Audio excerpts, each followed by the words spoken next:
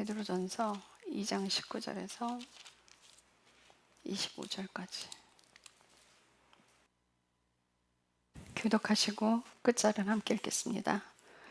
사람이 부당하게 고난당하고도 하나님을 의식함으로 고통을 견디면 이것은 감사할 일이나 너희가 너희 잘못으로 인해 매를 맞고 참으면 그것이 무슨 영광이냐. 그러나 너희가 잘 행하다가 그것으로 인해 고난당하면서도 끈기 있게 그것을 견디면 이것은 하나님께서 받으실 만한 것이니라.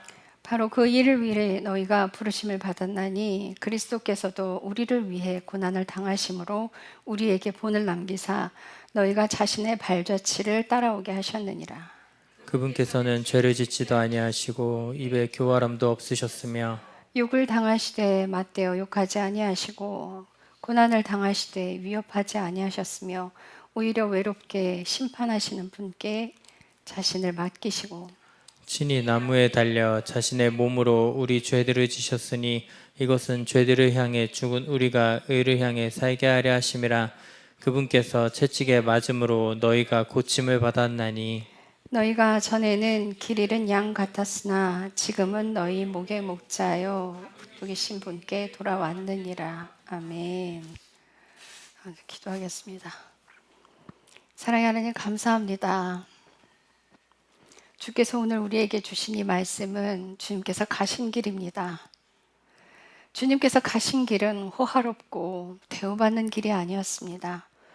주님께서 가신 길은 외롭고 쓸쓸한 길이었으며 목숨까지 내놓아야 하는 힘겨운 자리였습니다. 그러나 우리를 구원으로 이끄실 그 기쁨 하나로 끝까지 순종하셨습니다. 여기에 사랑이 있느니라 말씀하신 그 자리, 죄인들을 위하여 죽기까지 순종하신 그 자리, 우리도 함께 그 길을 가기를 원합니다. 주님 감사합니다. 예수님의 이름으로 기도드렸습니다. 아멘. 제목이 예수님처럼 산다는 것은 이에요. 흔하게들 우리는 작은 예수가 되어야 한다고 얘기해요. 근데 이제 예수님처럼 산다라고 하면서 삶은 또 그렇게 되지 않아요? 예수님처럼 산다는 것은 착하게 사는 것을 말하지 않아요. 예수님이 성전에서 채찍 들고 다 그냥 성전을 다 뒤엎어 버리셨잖아요. 하나님의 명령에 하나님의 의 따라가는 거예요. 그러니까 교회 안에 있는 사람들은 착하게 사는 것이 아니에요. 그러니까 악하게 살아도 된다 이 뜻이 아닙니다. 그러니까 우리 인생은요, 악에서 태어나서 선으로 가는 길을 가요. 그래서 우리가 고난으로 십자가 5개를 통과하면 교만의 단계에서는 하나님께서 높이시는 자리로 올라가요. 그럴 때 자신의 교만함이 막 올라올 때 회개해서 신부의 옷을 빼앗기지 않고 굳건하게 지켰을 때 완전히 그 뿌리가 뽑히는 길을 가는데요. 거기서 예수 그리스도와 함께 옷 입고 그분께 온유와 겸손을 배워요. 완전히 뿌리가 뽑히면 아버지 하나님이 우리 안에 들어오세요. 그게 요한복음 14장에 나와 있어요. 예수님 명령에 순종하면 아버지가 그를 사랑하실 거래요. 그래서 우리의 거처가 그에게로 가서 그와 함께 하리라 말씀하셨어요. 우리가 이 인생을 완성하는 그날까지 우리는 그 길을 가는 거예요. 근데 예수님께서 이 땅에 오셔서 아버지의 명령대로 살다 가셨단 말이에요. 흔히들 뭐 은사 쓰고 하나님의 일을 한다는 건 막 병 고쳐주고 이런 걸 하나님의 일이라고 착각들을 하는데요. 결단코 그게 하나님의 일이 되지 않아요. 여러분들 우리가 혼의 자리가 사탄의 영이 있던 자리가 비워져서 예수 그리스도의 영이 들어오면요. 인격이 바뀌어요. 여러분들 인격이 바뀌면요. 그냥 자동으로 착한 사람 돼요. 무슨 뜻인지 아세요? 그러니까 착하게 사는 법을 가르치는 건 아니에요, 교회에서. 착하게 사는 법을 가르치는 건 아닌데 하나님의 성품과 하나님의 인격이 우리 안에 들어오면 삶도 변하는 건 마땅한 거예요. 삶이 변하지 않는다는 건 예수님과 사랑으로 들어가지 않았다는 뜻이고요. 증거예요. 그러니까 어디서나 막 싸우고 막 화내고 막 이런 사람이 되면 안 돼요. 그래서 성경에 늘 이야기하잖아요. 화가 그날 해지기 전에 화를 다 풀으래요. 부부가 싸웠으면 해지기 전에 화해를 해야 되고요. 뭔가 누군가에게 화내는 일을 했다면 해지기 전에 모든 걸 다 해결을 해야 돼요. 왜 그렇게 말씀하시냐고요? 죄를 담고 밤을 지내지 말라는 거예요. 여러분들 죄를 담고 밤을 지내잖아요.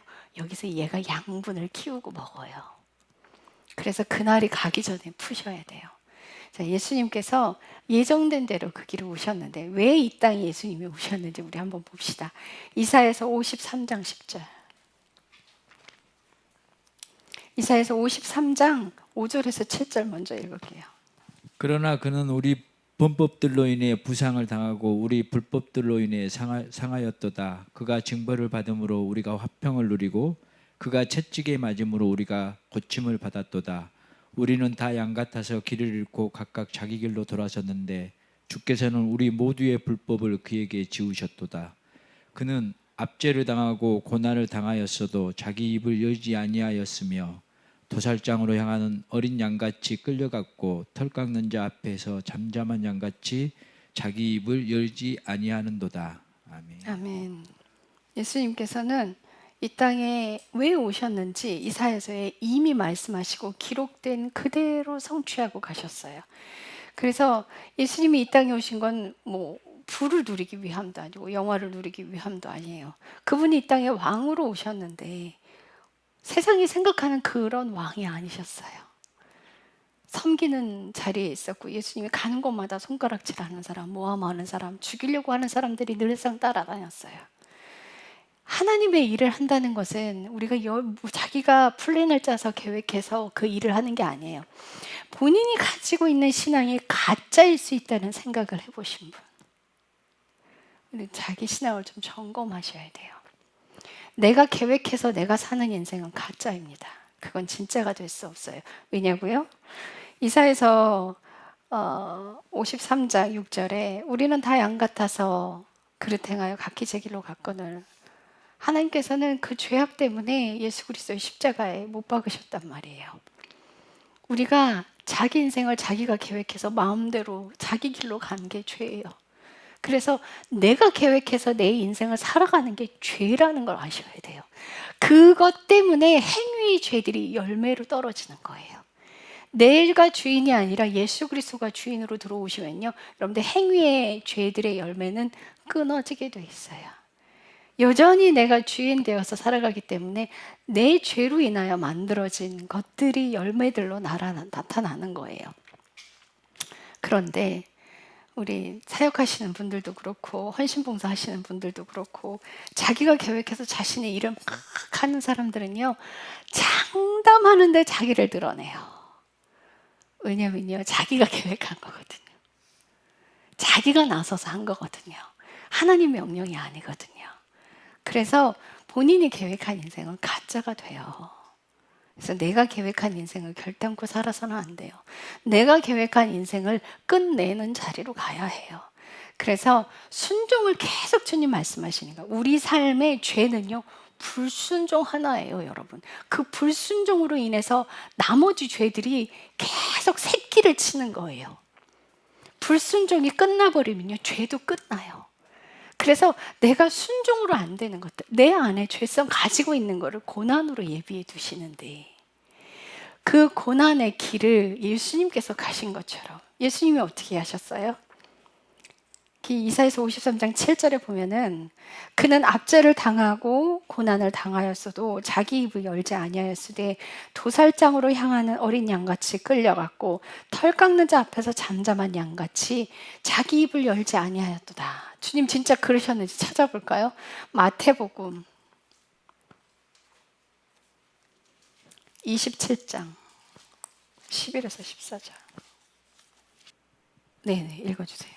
예수님께서 총독 앞에 서시니 총독이 그분께 물어 이르되 너가 유대인들의 왕이냐 하며 예수님께서 그에게 이르시되 너가 말하는도다 하시고 수제사장들과 장로들에게 고소를 당하실 때에는 아무것도 대답하지 아니하시니라. 그때 빌라도가 그분께 이르되 그들이 너를 대적하려고 얼마나 많은 것들을 증언하는지 너가 듣지 못하였느냐 하였으나 그분께서 그에게 결코 한 말씀도 대답하지 아니하시니 이에 총독이 심히 이상히 여기더라. 그러니까 우리가요, 예수님께서 얼마나 심한 모함을 당해요. 근데 제사장들과 유대인들 장로들이 막 하는 말에는 한 말씀도 하지 않으셔요. 대꾸하지 않으셔요. 그러니까 딱 봐도 모함하는 게 딱 보이거든. 빌라도는 상황을 잘 몰라요. 그럼에도 불구하고 지금 있는 상황만 봐도 예수님이 죄가 아니라 자신의 죄가 아니라 모함당하고 있다는 게 딱 눈에 보이는 거예요. 그래서 예수님께 물었어요. 저 소리 너를 그렇게 고소하려고 저렇게 많은 말들을 하는데 왜 한마디도 하지 않느냐. 근데 그 대답에도 아무 말도 안 하셔요. 그래서 이상히 여겼더라 라고 되어 있어요. 그러니까 우리가 살아가야 되는 인생은 이런 인생인 거예요. 여러분들, 제가요 울산에 가서 그 가정교회를 처음에 하나님께서 많이 인도하셨어요. 그래서 이제 가정교회를 갔어요. 가정교회를 가서 십자가를 전하면서 벌써 10여 년 됐어요. 십자가를 전하면서 이제 설교를 계속 했어요. 근데 이제 모함 얘기를 하면서 제가 입을 열면 안 돼요. 그랬더니 제가 그때 전도사였잖아요. 그랬더니 전사님 있잖아요. 저는 말했잖아요. 이러시는 거예요. 갑자기. 그래서 교수님이시거든요. 예? 그랬더니 제가요 너무 모함을 당해서 억울해서 한 사람 한 사람 전화를 돌려서 싹 다 해명을 했다는 거예요. 하나님께서 그 속에 넣어주셨는데 입을 열었어. 이게 몰라서 그런 거거든요. 저도 몰랐었는데 정말 하나님을 사랑하면 그분이 가르쳐 주시더라고요. 왜 가르쳐 주셨을까 생각을 했어요. 저는 그분은 하나님께 묻지 않고 직접 사람들에게 따졌단 말이에요. 그죠? 근데 저는 그 모함당하는 그 상황을 하나님께 가서 하소연을 하나님께 따졌어요. 그러니까 하나님 안으로 딱 들어오고 나서 제 삶에 바뀐 게 있는데 뭐냐면요, 사람하고 안 싸워. 하나님하고 싸워. 이 상황을 하나님이 만드셨다라고 저는 가정하는 거예요.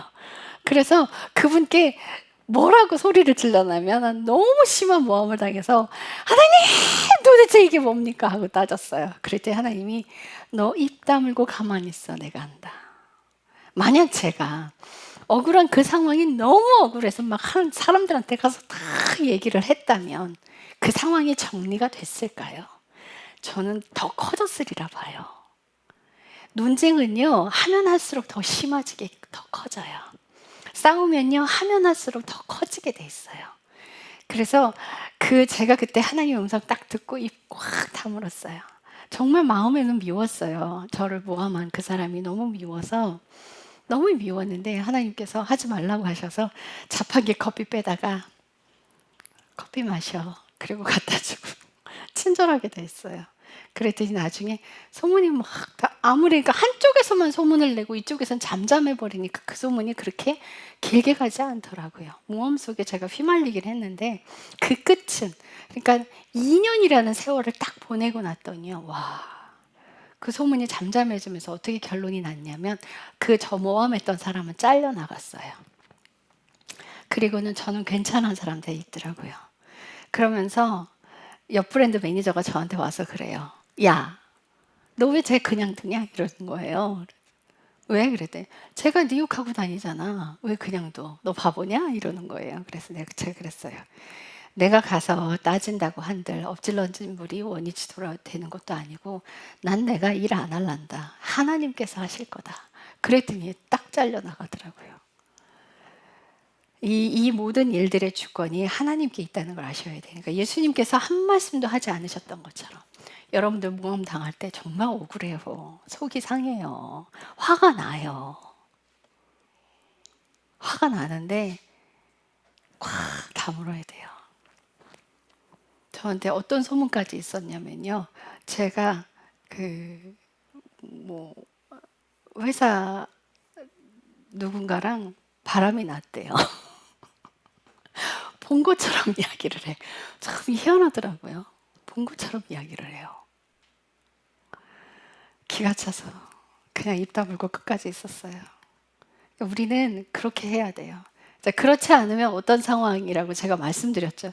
제가 책에다 그 내용을 썼어요. 그때 우리 송 목사님이 이게 무슨 내용이니? 그러니까 우리가 모함을 당할 때 물속에 잠기는 거랑 같다. 이게 침내에 제가 그걸 설명을 했어요. 그러니까 침내가 우리가 물속에 들어가면 죽으라고 하나님이 넣어두셨단 말이에요. 숨 쉬지 말고 거기서 잘 죽어 하고 모함 가운데 탁 넣어두셨어요. 물속에서 입 열면 어떻게 돼요? 죽죠. 그래서 입이 얼마 안 된단 말이에요. 그래서 물속으로 들어가서 그 죽음을 침례를 그렇게 말씀하시는 거예요. 우리가 다시 죽고 예수 그리스도 생명으로 태어난다라고 할 때 침례를 그렇게 표현을 하는데, 근데 물속에서 그 수경 끼고 입에 호수 달고 그 호수 끝을 물 밖으로 내놓고, 왜 우리 저기 어디 가면 그런 거 많이 하죠. 맞아요. 스노클링 같은 거 이렇게 해갖고 하는, 그거 딱 입에 물고 숨 쉬는 거예요. 죽으라고 넣어놨는데 모함은 모함대로 당하고 나는 안 죽는다. 그래서 그걸 표현을 설명을 해드렸더니 이러시는 거예요. 이런 것들이 성경에 다 나와 있는데 왜 우리 눈에 보이지 않을까? 그리고 이제 책을 수정을 하면서 송 목사님께서 저에게 물으세요. 아브라함과 하나님의 언약의 관계를 어떻게 알았냐 물어요. 저 신대원 다닐 때 교수님이시니까 내가 그거 안 가르쳤는데, 여러분. 알고 있었어요. 어떻게? 그냥 이거는 계시예요. 삶을 산 사람에게는요, 하나님이 그냥 열어주세요. 연구해서 아는 게 아니에요. 열어주세요. 어떻게 알았냐고요? 학부 때 그걸 배웠어요. 학부 때 중동의 언약식을 2004년도에 그때 성서 지리를 배울 때 교수님께서 그러셨어요. 하나님께서 언약하는 그 장면을 이제 읽으시면서 중동의 언약식이 이랬다라고까지만 설명을 했어요. 동물들 사체를 반을 갈라놓고 둘이 손을 잡고 그 길을 지나가는 의미는 뭐냐면, 너와 나 중에 언약을 하나 어기는 사람들은 둘 중에 하나 언약을 어기면 이 동물의 사체처럼 반이 쪼개져서 죽는 거다. 라는 그 언약식, 거기까지만 말씀하셨어요. 그런데요, 그 뒤에 성경 구절을 보면요, 불만 지나가요. 그 하나님께서 밤이 깊을 때까지 내버려 두시고 아브라함 잠잘 때까지 기다려요. 그리고 하나님 혼자 그 길을 지나가세요. 이 언약식은 뭐예요? 사람의 어떠함과 관계가 없어. 아브라함의 어떠함과 관계가 없이 내가 지킬 거야, 이 뜻이에요. 그러니까 사람은 할 수 없다는 걸 하나님은 아시고 하나님은 혼자만 지나가신 거예요. 그래서 어떻게 해요? 아브라함과 하신 그 약속들이 하나도 이루어지는 것을 보지 못하고, 히브리서에 그렇게 돼 있어요. 아브라함은 하나님이 약속하신 것들을 아무것도 보지 못하고 갔어요. 그런데 밖에 나가봐. 저 하늘의 별들을 봐. 바다의 모래들을 봐. 네 자손이 그렇게 많게 될 거야. 그래서 이걸 어떻게 이루고 가시냐면, 전 세계 모든 열방이 예수 그리스도의 씨 안으로 들어오는 사람들이 전부 아브라함의 후손인 거예요. 그 약속을 이루어 가시는 거예요. 그래서 여전히 이루어 가고 계시고, 그래서 네 씨로 인하여 열방이 복을 받게 되리라. 네 씨들로 인하여 안 그랬어요. 네 씨라고 한 씨를 딱 지명하여 말씀하시는데, 예수 그리스도가 그래서 아브라함의 줄기에서 나오잖아요. 아브라함의 족보를 타고 예수 그리스도가 와요. 그래서 그 언약을 성취하시잖아요. 그래서 예수 그리스도가 십자가에 죽고 그 일이 성취되게 하기 위해서 예수님이 끝까지 순종하신 거예요. 모함을 당하시면서까지. 그러면 우리 인생도 그 길을 가야 한다는 거예요. 그런데 어떻게 은사만 달라고 하십니까? 제가 서울 대치동교회에 있을 때요, 제가 그때 막 예언이 오고 막 환상이 오고 막 이랬어요. 근데 저는 아무것도 하지 않았어요. 그때 학부생이었고 거기 전도사님이 계셨어요. 그래서 저는 간사로 갔어요. 중동 간사로 갔는데 아이들한테 하나님이 자꾸 응답을 주시는 거예요. 그래서 제가 아이들에 직접 전해주는 건 또 이걸 뭐라 그래요? 제가 직접 하는 건 상사를 위에 두니까 위에 두고 하극상이 되는 거잖아요. 그래서 전도사님께서, 전도사님, 아이들을 하나님 얘는 이렇게 응답이 오고 얘는 이렇게 주시는데 이거 어떻게 해요? 그랬더니 전달해 주라는 거예요. 그래서 쪽지에 이렇게 적어서 아이들한테 줬어요. 그랬더니 그걸 보고 계시던 그 집사님 한 분이 저를 야단을 치시는 거예요. 아니, 은사가 왔네. 하나님의 일을 해야지, 사역을 해야지, 막 이러시는 거예요. 그래서 제가 놀랐어요. 집사님, 그렇게 함부로 쓰면 안 돼요. 그랬더니 절대 그게 아니래. 우리 하나님의 일을 해야 된다는 거예요. 여러분들, 은사가 와서 함부로 사용하면 그거 큰일 나요. 제가 그때 무슨 말을 했냐면요, 저는 아직 아이라 아이 손에 칼을 쥐어주어서 그 칼을 제 맘대로 함부로 휘두르면 어떻게 되겠어요? 사람 죽입니다. 그래서 제가 사람 죽입니다. 제 안에서 그분이 명령하시는 대로 어떻게 칼을 쓰라, 어떻게 사용해라 하는 대로 해야지, 그걸 제 맘대로 사용했다 큰일 납니다. 제가 그랬어요. 그랬더니 제 얘기를 듣고 전도사님이, 제 생각에도 간사님 말씀 맞으신 것 같습니다, 이러시는 거예요. 여러분들 이렇게 착각들을 하고 있어요. 우리가 하나님을 위해서 일을 하는 게 아니라요, 그분의 명령대로만 살아가는 거예요. 그렇지 않으면 우린 큰일 나요. 어떤 목사님과 함께 제가 잠깐 알게 된 그 목사님과 함께 어떤 집회를 갔어요. 근데 그 집회에서 목사님께서 그분에게 대언을 하시는데 뭐라고 대언하시냐면, 내가 너에게 특별한 불을 줬어. 그런데 네가 함부로 사용해서 그 불을 잃어버렸어 하시는 거예요. 저는 그냥 이게 모든 것들이 이렇게 퍼즐이 맞춰서 악이 맞춰서 딱딱딱딱 맞아도 그렇지 그렇지 그러면서 배운 거예요. 그래서 우리가요, 무엇을 하나님께서 우리에게 주신다면 명령대로 써야 하는 그 길로 가야 하는 거지, 함부로 그거 사용해서는 안 돼요. 우리가 눈으로 보기에, 사람들이 눈으로 보기에 그게 하나님이 일일지라도 하나님은 하나님 앞에서 불법이 될 수 있습니다. 그래서 자기가 계획해서 자기가 플랜을 짜고 자기가 진행하는 모든 것은 다 가짜입니다. 이거 무서운 얘기예요. 무서운 얘기예요. 유기성 목사님이 말씀하신 것처럼 이거는 귀신 얘기보다 더 무서운 얘기인 거예요. 큰일 나요. 주님의 명령이 아니면 한 발도 떼지 말아야 합니다. 내 인생을 내가 계획해서 가는 건 불법입니다. 여러분들, 그 불법 때문에 예수님이 십자가에 죽으셨다는 걸 아셔야 돼요. 우리는 이 불법에서 벗어나기 위해서 내가 계획하는 모든 것들을 무너져야 돼요. 그래서 그분께서 명령하신 그 삶과 그 인생 가운데로 들어가기 위해서, 내가 하려고 하는 것들을 멈추게 하기 위해서 하나님께서 계속 기다리게 하시는 거예요. 그래서 예언을 주시고 비전을 주시고 안 이루어 주시는 거예요. 자기가 자꾸 비전을 성취하려고 들어요. 그러면 안 되거든요. 예전에 제가 저기 감리교회를 다니다가 쫓겨났어요. 그 쫓겨난 얘기 말씀드렸잖아요. 수능 기도에 반대했다가 쫓겨났거든요. 여러분들, 그 기도에 우상숭배예요. 우상숭배예요. 땅의 것을 이루기 위해서 그렇게 합심해서 자기 자녀 대학 가게 하기 위해서, 자신의 욕심을 이루기 위해서 그 절에 가서 부적 붙이는 거랑 똑같아요. 그래서 그거 반대했다가 결국은 잘렸어요.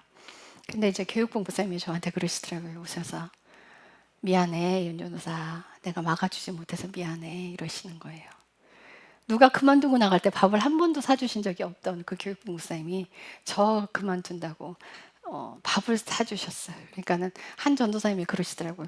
아니 목사님 단 한 번도 이러신 적 없는데 누구 그만둔다고 밥 사주신 적 있어요? 그랬더니 시끄러 이러시는 거예요. 조용해. 그러면서 정말 좋은 걸 사주셨어요. 그리고는 그만두고 나와서 사역자들은 여러분 갈 곳이 없어요. 이게 참 좀 아이러니해요. 사역자들이 일반 교회들 가면요, 목사님들이 안 좋아해요. 정말 안 좋아해서요, 그냥 가서 예배만 드리고 오고, 오늘은 어느 교회 갈까 불안해야 돼. 오늘은 어딜 가야 되나. 그러고 있던 차에 갑자기 그 아파트 밑에 송현성교회 차가 딱 와서 기다리고 있는 거예요. 그게 동인천에 있는 건데 그게 만수동까지 올 일이 없어, 한 번도 본 적이 없었거든요. 근데 그 차가 딱 기다리고 있는 거예요. 그래서 예배 시간이 다 됐는데 그 차가 여전히 있는 거예요. 준비하고 다 내려왔는 들이 있는데, 내려와서 이렇게 쭉 길을 가는데 제 발이 갑자기 발에 힘이 주어더니 확 몸이 돌아져서 차 안으로 딱 들어가서 의자에 딱 앉혀지는 거예요. 하나님이 하셨죠. 그리고 차는 바로 출발해버렸어요. 도대체 이게 무슨 일인가. 가는 내내 한 30분 이상을 가더라고요. 보니까 도대체 이 교회가 어디 있는 걸까. 그럼 오늘은 여기서 예배 드리라는 뜻인가 보다. 이제 가는 길에 하나님께서 뭐라고 하시냐면, 이곳이 너의 시발점이 되게 해줄 거야 이러시는 거예요. 그래서 제가 그때 배운 거예요. 그래서 그렇구나. 나 이 교회 사역이 시작이구나. 그래서 담임 목사님을 만나서, 저 그런 거 되게 잘하잖아요. 그 서울신대 가기 전에 하나님께서 숭실동에 갖다 놨는데, 숭실대 입구에 그 장로교회 하나 있어요. 그 교회 담임 목사님 만나서 제가 간증을 해버려갖고, 뭐 간증 한 달도 안 된 게 추천서 받아가, 목사님 담임 목사님 추천서 받아서 서류 넣었거든요. 그것처럼 똑같이 가서 이제 간증을 했어요. 하나님이 여기 시발점이 되게 해주겠다고 하셨다. 그랬더니 그러면은 기다리라고 한 1년 지켜보겠다 이러시는 거예요. 그리고 1년 동안 거기서 하나님께서 저의 성가대에 지원하게 해서, 성가대에서 지금도 뭐 박자나 이런 거 자꾸 놓치지만, 아까도 우리 예지한테 텐션 다 뺏겨갖고 리듬을 다 놓쳐갖고 우리 사랑하는 예지한테 홀라당 그냥 마음 다 뺏겨갖고 녹음 다시 해야 돼. 연습할 땐 잘해놓고 거기서 좀 많은 것들을 배웠어요. 그리고 나서 하나님이 이제 나가자 이러시는 거예요. 아니 여기가 사역지라 그래서 난 찾아왔는데 이제 나가재. 아니 이걸 어떻게 얘기하고 나와요? 아무 말 안 하고 나왔어요. 그때 배웠어요. 아 이게 내가 움직이면 안 되는구나. 그게 2011년도 일인데 아직도 안 일어났죠, 그죠? 그러니까 비전을 하나님께서 주신 거는 나에게 성취하라고 주신 게 아니에요. 내가 이루겠다고 주신 거예요. 하나님께서 아브라함과 하신 약속을 네가 이루라라고 하신 게 아니에요. 내가 이루겠다 하시는 거예요. 그럼 너는 뭐 해야 되느냐? 저와 여러분들은 뭐 해야 되냐고요? 하나님 명령대로 순종만 하면 되는 거예요. 그래서 순종을 안 하고 내 멋대로 했다? 그럼 반대로 가는 거예요. 그래서 아무것도 이룰 수가 없어요. 그래서 송년선교교회 갔을 때 하나님께서 나가자 해주신 게 그 음성이 제게 온 게 너무 감사한 거야. 만약 주님께서 그 말씀 안 하셨다면 저 계속 거기 있을 거 아니에요. 불순종의 길을 계속 갈 거 아니에요. 그러면 그 음성 주신 게 너무 감사해요. 그래서 그때 배운 게 하나님의 비전을 주셔도 내가 이루면 안 되는구나. 그걸 내가 하면 안 되겠구나. 우리가 하나님의 일을 한다는 건요, 그의 명령대로 간다는 거 여러분들 기억하셔야 합니다. 하나님께서 우리에게 비전을 왜 주시냐면 내가 하려고 하는 것들을 끝내려고. 사람은요 자기가 주인 되어 있기 때문에 자기가 나서서 하는 거 굉장히 쉬워요. 그런데 그걸 멈추게 하시려고 하나님이 계속 늦추시는 거야. 그래서 내가 하려고 하는 걸 끝내기 위해서 기다리게 하시는 거야. 계속해서 하나님께서 우리에게 주신 그 비전들 언제 다 됐다 말씀하셔요. 그런데 그 다 됐다가 저는 용현동부터 들었거든요. 9년을 넘게 들었어요. 근데 이번에 하나님께서 우리 여동생에게 새벽기도 끝나고 은정이한테 얘기해 주래요. 이제 다 끝났다고 얘기해 주래. 이거 얘기하면 제 반응이 어떻게 나올지 저는 알거든요. 아는데도 주님이 전하라고 하시니까 은정아, 하나님께서 이제 다 끝났다고 전해주래. 그랬더니 우리 은정이 반응 이러는 거예요. 그래서 제가 막 웃었어요. 야, 너 그러면 안 돼. 너 사라한테 1년 전에 아브라함하고 사라한테 나타나서 내년 이맘때 아들이 생길 거다. 그랬더니 사라가 웃었잖아. 너 그래서 애 이름을 이삭이라고 지은 거. 그리고 들어가서 회개했대요. 너무 했나 싶어서 회개했다는 거예요. 이제 하나님께서 그 일을 이루실 때까지 그냥 우리는 인내하는 것밖에 없어요. 그러니까 인내하는 그 자리에서 우리는 우리의 삶을 충실하게 살아가면 돼요. 그 충실한 인생을 살아가야 되는데 그 충실한 인생 가운데 하나님께서 뭘 자꾸 주시잖아요. 우리 여동생은 집으로 정말 많은 것들을 다뤘어요. 용인동에서 곰팡이 쓰는 그 집을 7년 이상 살았고요. 부평에 또 이사를 갔더니 정말 깨끗하고 좋은 집이 있었는데 거기 못 가게 하시는 거야. 쟤는 정말 샤시가 제 말에 의하면, 우리 여동생 말에 의하면 드르륵 사르륵 하고 문이 열리는 샤시였대. 너무 좋아서 그 집을 가고 싶어 했어요. 그 집이 살짝 작긴 했는데 너무 깨끗하고요. 리모델링이 싹 된 집이었거든요. 누가 봐도 그 집 들어가요. 근데 하나님은요, 옥탑의 맨 꼭대기 층을 가라는 거야. 제 마음에 계속 부평에 살았던 그 4층을 계속 가라 그러니까 은정이는 자꾸 은정아, 그러지 말고 네가 가고 싶은 데 찾지 말고 주님께 물어. 나는 자꾸 그게 온다. 그랬더니 딱 조용히 마음 딱 잡고 서서 눈 딱 감더니 언니 거기 맞아. 이렇게 한숨을 푹 쉬면서 그래서 그 집을 계약해서 들어가죠. 비가 세. 추워. 여름엔 뜨거워. 화장실에 누전이 돼갖고요. 우리가 알고 있는 목사님께서 그 전등을 벽으로 붙여줬어요. 누전될까봐 떼서 벽으로 옮겨줬단 말이에요.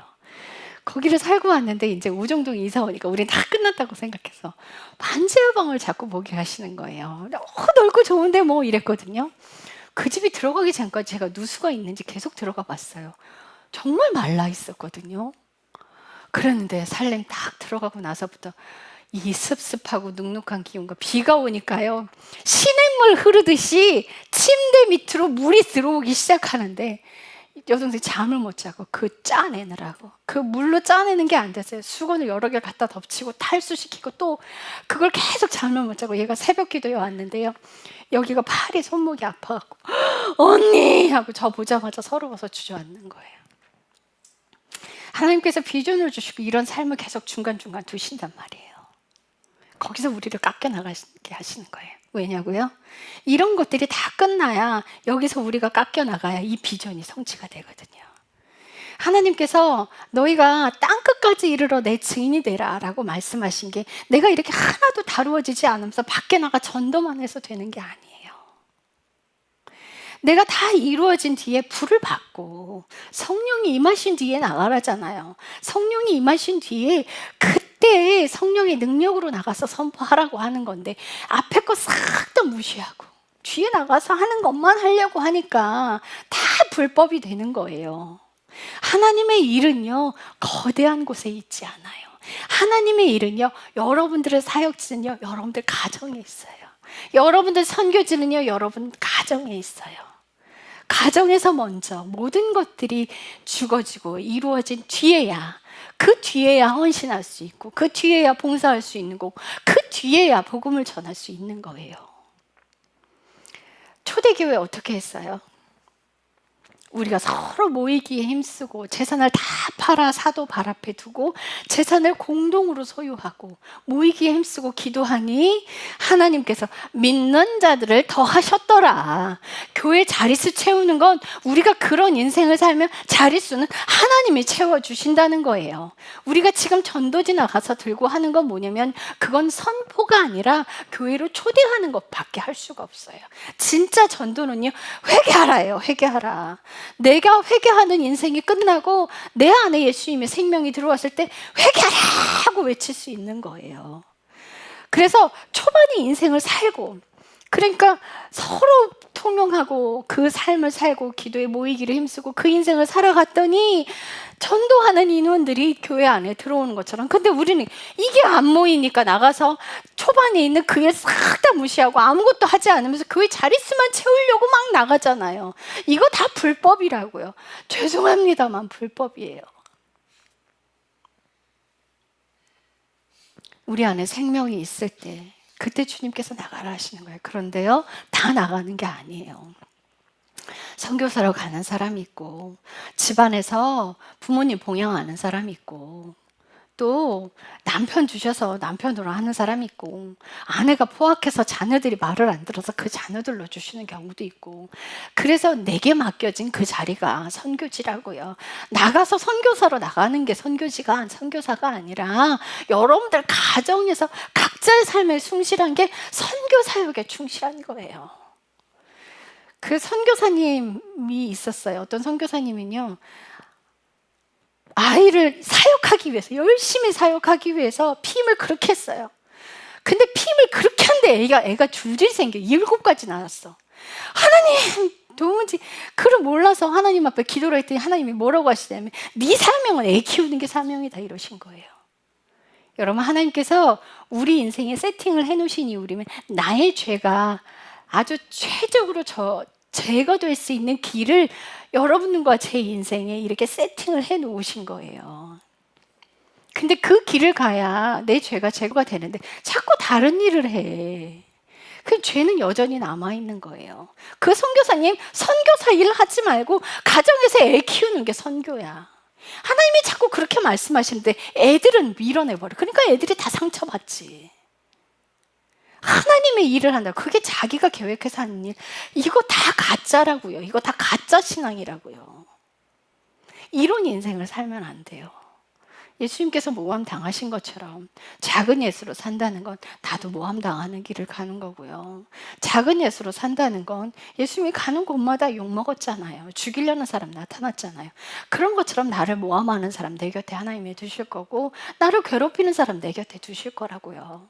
거기서 충성하고 그 안에서 사랑하는 삶을 살아내는 게 예수님처럼 사는 거고요. 작은 예수가 되는 거예요.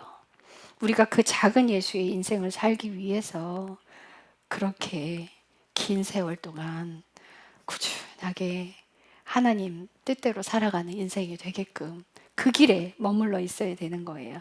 자, 이사야서 54장 10절.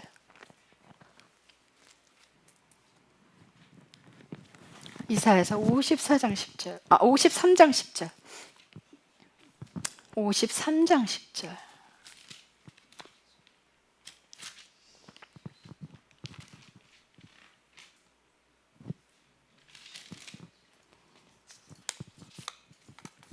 그러나 그를 상하게 하는 것이 주를 기쁘게 하였으므로 그분께서 그를 고통에 두셨으니 주께서 그의 혼을 죄로 인한 현물로 삼으실 때 그가 자기 씨를 보고 자기 날들을 길게 할 것이며 또 주의 기쁨이 그의 손에서 번창하리라.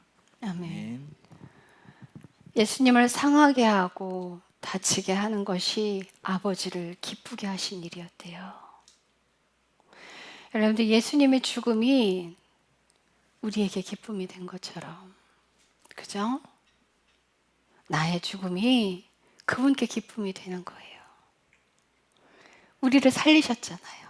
예수님의 그 죽음이 죽음으로 갈 수밖에 없는 우리 인생을 살리셨단 말이에요. 그런 것처럼 그리스도의 고난이 우리를 기쁘게 한 것처럼 나의 죽음도 하나님께 기쁨이 되는 인생에 가기 위해서 죽음의 길로 가야 하는 거예요. 자, 요한 1서 4장 9절에서 10절.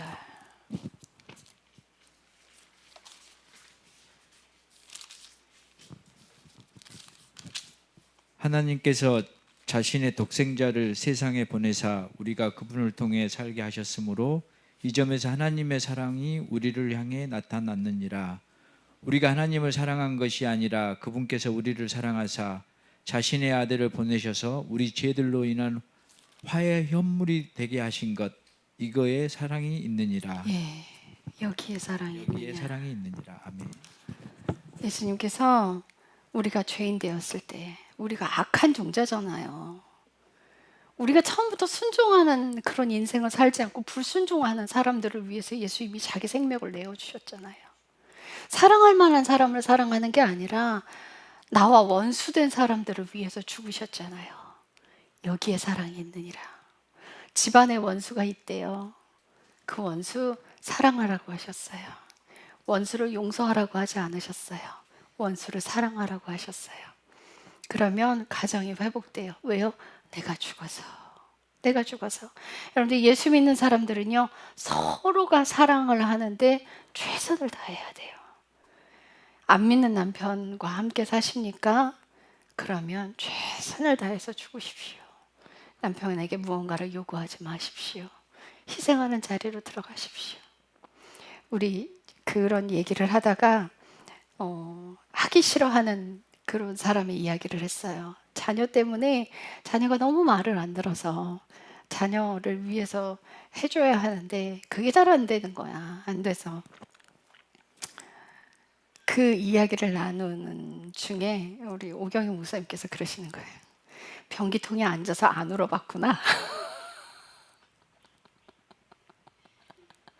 자식에게는 뭐라고 못하고. 그 시간들을 통과하는 거예요. 우리 삼형제들은 알아요? 엄마가 변기통에 앉아서 기도하면서 우신 거? 그 눈물 뿌리는 시간들이 있었기 때문에 심어야 거둡니다. 뭐가 됐든 심는 대로 거둡니다. 사람한테 하지 못하고 자녀들에게 못하고 남편에게 못하고 아내에게 하지 못하고 가서 기도할 곳이 없어서 우리 목사님 변기통에 앉아서 기도. 참 이게 기도할 곳이 없어요. 불평하지 마세요. 다급하면 간절하면 그게 어디든 주님 찾게 돼 있어요. 그런데 그 시간들을 통과해야 돼요. 그 시간들을 통과해야 내가 죽어요.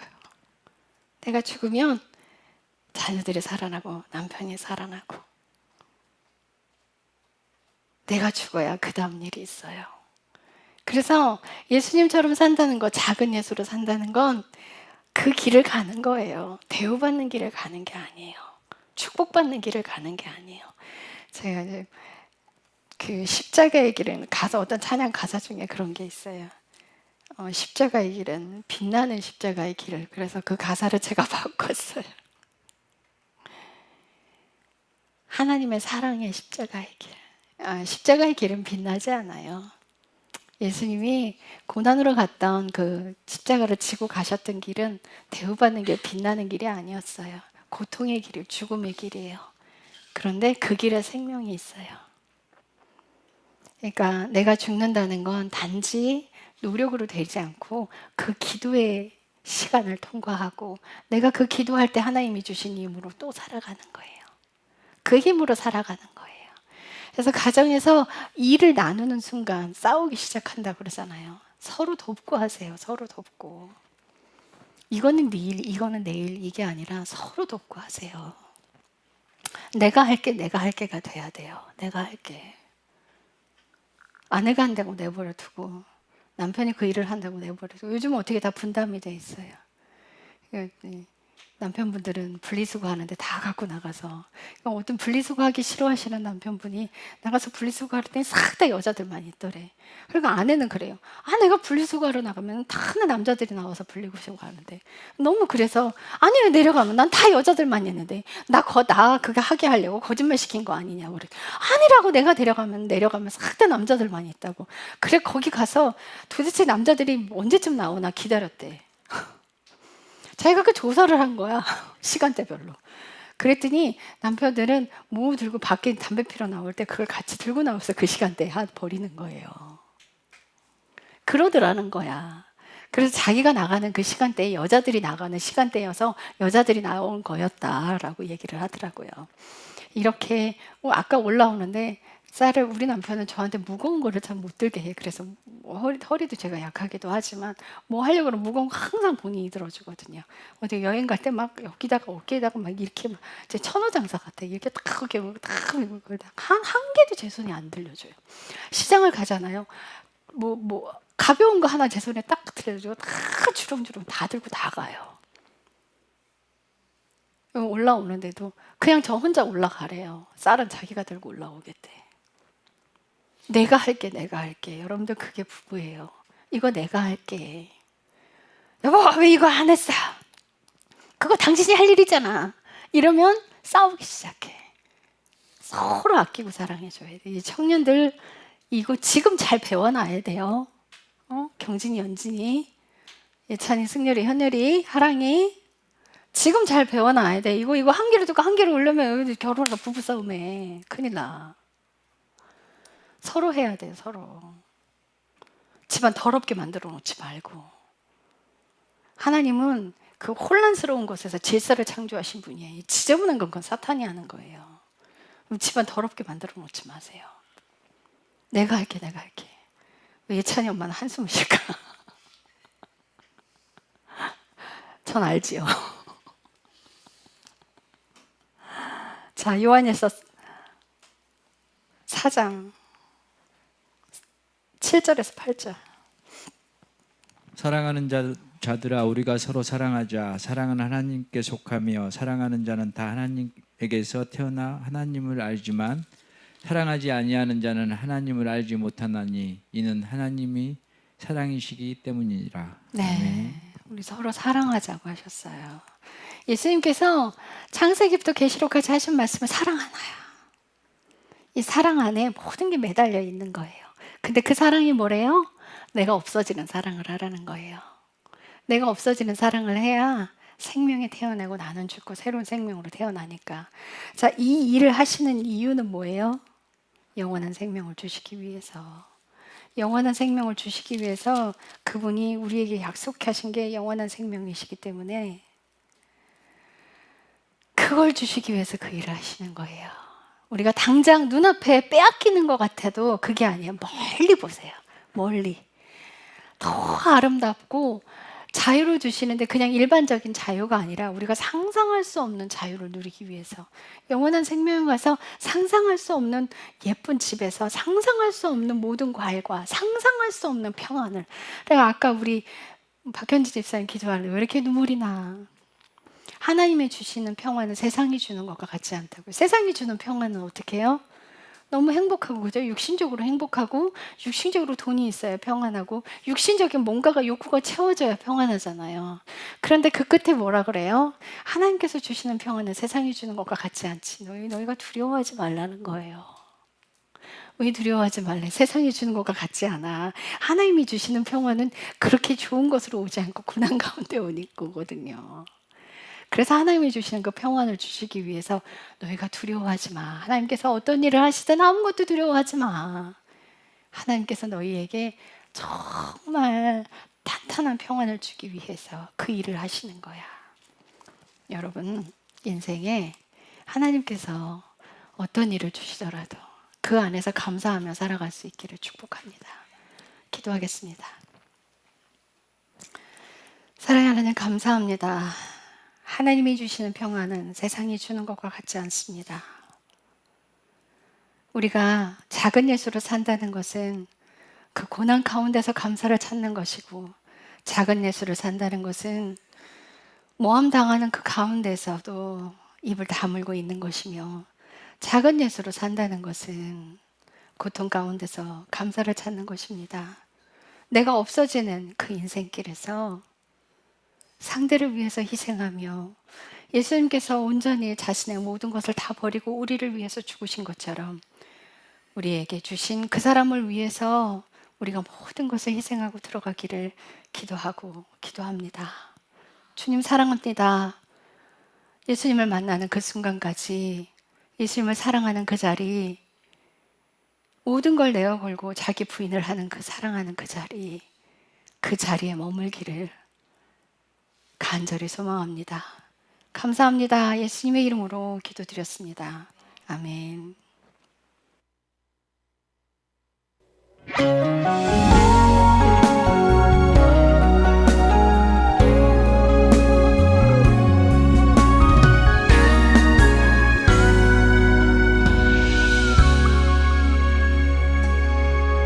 주님, 우리가 그리스도의 고난에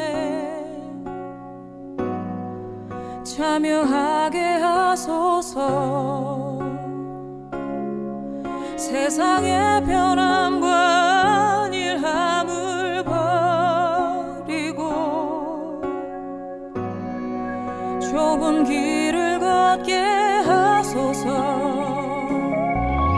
주님, 우리가 그리스도의 고난에 참여하게 하소서. 세상의 변함과 안일함을 버리고 좁은 길을 걷게 하소서. 날 위한 주님의 고난이